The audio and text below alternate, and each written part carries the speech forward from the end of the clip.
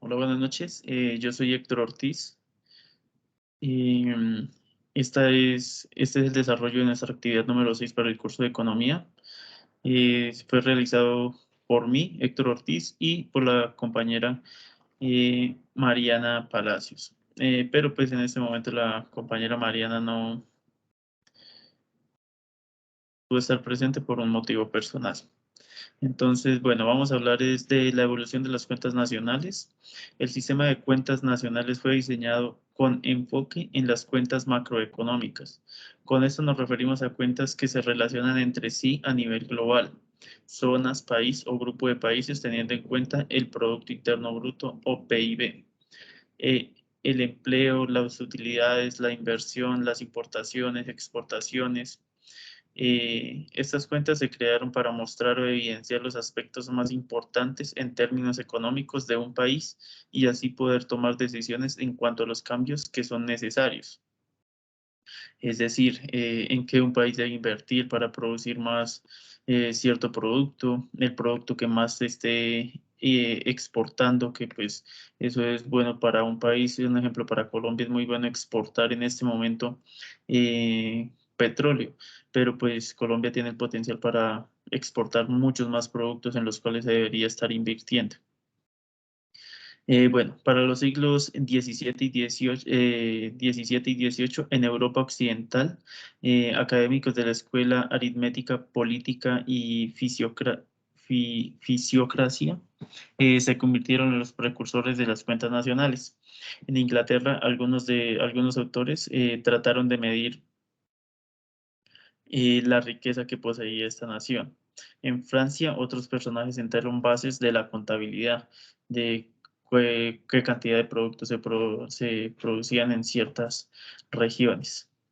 Los neoclásicos y marginalistas utilizaron las matemáticas como instrumento de análisis, de formalización, y también vieron la necesidad de medir los servicios y no solo los productos físicos como se venía haciendo hasta ese punto de la historia. Bueno, para finales de la década de los 40, las Naciones Unidas, junto con el liderazgo y conocimiento del señor Richard Stone, iniciaron la tarea de organizar e implementar todo el conocimiento que se tenía sobre contabilidad y de esta manera que los países pudieran utilizar como herramienta para medir su crecimiento y productividad en otros aspectos. Para 1947 se presenta el primer informe con una metodología que propone el marco teórico, las definiciones y las herramientas prácticas necesarias para medir el ingreso nacional, el Producto Nacional Bruto y las cuentas simplificadas de la nación. Para 1953 se publicó el primer sistema de cuentas nacionales por las Naciones Unidas y se denominó SCN por sus siglas en inglés 1953, ayudando en la presentación de informes y presentación de cuentas dentro de empresas, gobiernos y hogares.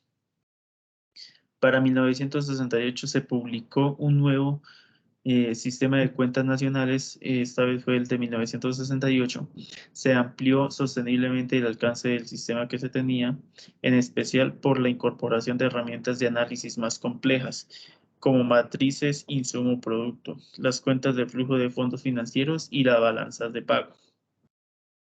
En 1993 fue la tercera versión, gracias a la recomendación del Consejo Económico y Social de las Naciones Unidas y la participación de entidades de renombre mundial como el Fondo Monetario Internacional, FMI, o la OCDE y la UNSD y el Banco Mundial. Este nuevo sistema profundizó en el descubrimiento de producción, distribución y distribución del ingreso. En el 2008 tuvo su última actualización, pero sigue siendo muy similar al de 1993. Esta actualización llegó a cubrir vacíos que tenía la anterior y para hacerse más conocido y estandarizado a nivel mundial. Bueno, estas son unas soluciones a la problemática que nosotros vemos en nuestro país actualmente. Bueno, si bien es cierto que nuestro país aún no es una potencia mundial, somos un país en vías de desarrollo, no contábamos con una economía sostenible o estable por lo menos. En los últimos años hemos visto cómo ha empeorado esta situación por consecuencia de diferentes fenómenos que ha venido sufriendo. Entre ellos tenemos el déficit fiscal, aumento de la deuda externa, el mal orden con los pagos. Bueno, economías públicas sufren los cambios negativos, también afectadas por agentes tanto externos como internos. Como agentes externos tenemos el aumento en los precios de los bienes básicos e internos como el gasto público ineficiente, falta de control por parte de los órganos encargados del Estado, la corrupción y pues que este último fenómeno pues como que cada día es peor en nuestro país. Eh, pero teniendo en cuenta eso, que eso ya nos venía aquejando la economía colombiana, para el 2020 fue un agravante y fue el tema de la pandemia por el COVID-19, ya que pues muchos gobiernos, no solamente el nuestro, sino que a nivel mundial, se tomaron medidas para tratar de controlar la pandemia. Esto generó el cierre de muchas empresas, muchas industrias y por ende un paro casi total en todo el aparato productivo de nuestro país. Esto generó desempleo y a nivel mundial generó desabastecimiento, eh, no habían materias primas. Cuando ya se comenzó a mover, a producir estas materias primas, no habían cómo transportarla, los costos de transporte elevadísimos, muy demorado porque pues no todo el mundo puede ir a trabajar como se venía haciendo hasta ese momento. Entonces, bueno, digamos, en nuestro país una de las soluciones que tomó el gobierno fue dar subsidios a las personas menos favorecidas, que esto lo que genera es pues un gasto mayor al gobierno y ninguna empresa estaba produciendo como normalmente se venía haciendo. Muchas empresas tuvieron que cambiar sus métodos productivos, pero pues de todas formas esto, durante esta transición, este cambio, pues hubo demoras y retrasos. Esto también lo que genera, digamos, ya 2 años después de la pandemia, estamos volviendo a una normalidad que no, a una realidad que es totalmente nueva para todo el mundo y con problemas económicos graves a nivel mundial. En Colombia, pues, estamos sufriendo por un tema de desabastecimiento de materias primas en muchos, que son necesarias para muchos procesos, principalmente para el agro, como los insumos, los fertilizantes, que se estaban importando desde Rusia y Ucrania, pero pues por temas de la guerra también esto está afectando a gran parte del mundo y a nuestro país también. La inflación es un fenómeno que lo estamos viendo, que está creciendo muy rápido desde, mejor dicho, eh, desde hace muchos años no se veía una inflación a nivel mundial. El Fondo Monetario Internacional tiene buenas expectativas para Colombia, la economía va a crecer, pero de todas formas la inflación también va a seguir creciendo de la misma manera. Algunas de las soluciones que proponemos en el grupo es disminuir el gasto público. A la economía nacional le cuesta mucho mantener la nómina del Estado, que muchas veces existen procesos los cuales se crearon solo para burocratizar cosas que se pueden hacer de forma más simple. Aumento en las tasas de interés por el emisor, el Banco de la República. Esto hace para controlar un poco el poder adquisitivo de las personas y así poder mitigar un poco la constante subida de precios.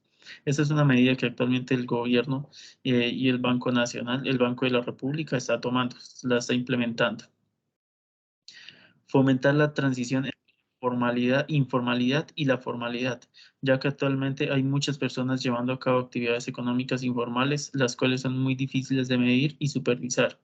Este fenómeno da cabida a la evasión de impuestos. Muchos no aportan al sistema de salud, pero sí se ven beneficiados de él.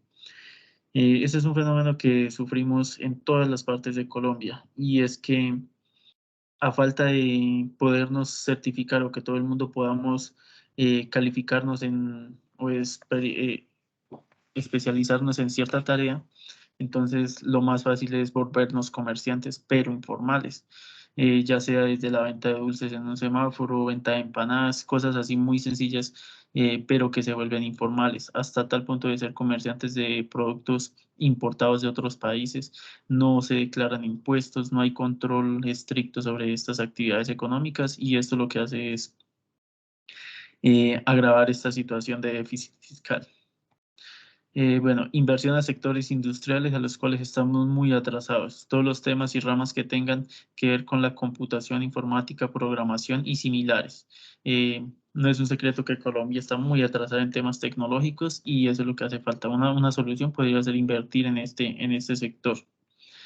Bueno, y por última opción de solución que proponemos es reforma a la justicia, que castigue con severidad e imparcialidad todos los actos de corrupción, pero principalmente enfocándose en aquellos que se van involucrados, funcionarios públicos que manejan fondos del Estado.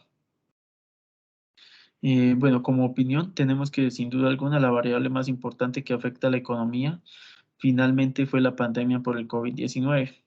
Con esto no queremos decir que sea la única, ya que, pues, como lo mencionamos anteriormente, la corrupción, informalidad, entre otras variables, afectan directamente en la variable económica como el Producto Interno Bruto. Pero nos enfocaremos en la pandemia. Fue un hecho que tomó por sorpresa a todo el mundo y obligó a detener procesos industriales totalmente y a otros a realizar transformaciones y cambios, los cuales se debieron realizar muy rápidamente y sin estar preparados para ello. En países como el nuestro fueron aún más complicados estos cambios, ya que no es un secreto que somos una economía en vías de desarrollo, lo que quiere decir que no estamos muy industrializados aún y que contamos con muchas carencias. Sacando una idea de todo lo que podemos aprender por la pandemia, es que contamos con un territorio el cual cuenta con ventajas si quisiéramos apoyar más el aparato productivo del agro, convirtiéndonos en productores de nuestros propios productos básicos como la canasta familiar y exportando a las diferentes naciones del mundo. Aquí Colombia es un país en el que se puede producir desde la parte, o sea, todos los productos que tengan que ver con clima frío, lo mismo en clima caliente, podemos cultivar cereales, vegetales, hortalizas, de todo. Podríamos cubrir las necesidades de nuestro país y exportar. Así generaríamos ingresos. Bueno, como opinión de los tratados de libre comercio, bueno, pues tenemos que Mercosur, Triángulo Norte, EFTA, Canadá, eh, Estados Unidos y la Unión Europea, Corea, Costa Rica, entre otros. Y ventajas de los tratados de libre comercio, bueno, pues tenemos que genera codependencia, lo que significa que cada uno de los integrantes del tratado tendrán clientes para sus productos constantemente. Promueve la ventaja competitiva. Los integrantes están en constante mejora para ofrecer productos de mejor calidad cada día. Permite el surgimiento de dinámicas comerciales internacionales libres de aranceles y otros mecanismos que interfieren en su dinámica natural. Permite que las regiones crezcan de forma constantemente económicamente hablando. Pero como desventajas también tenemos que es una posición más favorable para los integrantes de estos TLC más poderosos. En este caso, digamos que Colombia con su TLC con Estados Unidos, pues obviamente Estados Unidos tiene una posición ventajosa ya que es un país mucho más industrializado, ofrece una variedad de productos mucho más grande de la que podemos ofrecer nosotros como país y pues esto obviamente funciona así en todos los tratados de libre comercio. Cambios constantes y sin previo aviso, afectando principalmente los estilos de vida de los trabajadores, generando una afectación directa si no hay organizaciones entre ellos, entre los trabajadores, como un ejemplo podrían ser los sindicatos o entidades que protejan los derechos laborales de estas personas. Otra desventaja es la migración de la oferta de empleo, principalmente cuando un país industrializado quiere llevar a cabo sus procesos de manufactura a países en vías de desarrollo, con el fin de reducir costos de producción y muchas veces se presenta que se llegan a presentar explotación laboral en estos procesos. Bueno, ese fue nuestro análisis de la actividad número 6 y damos por terminado la sesión.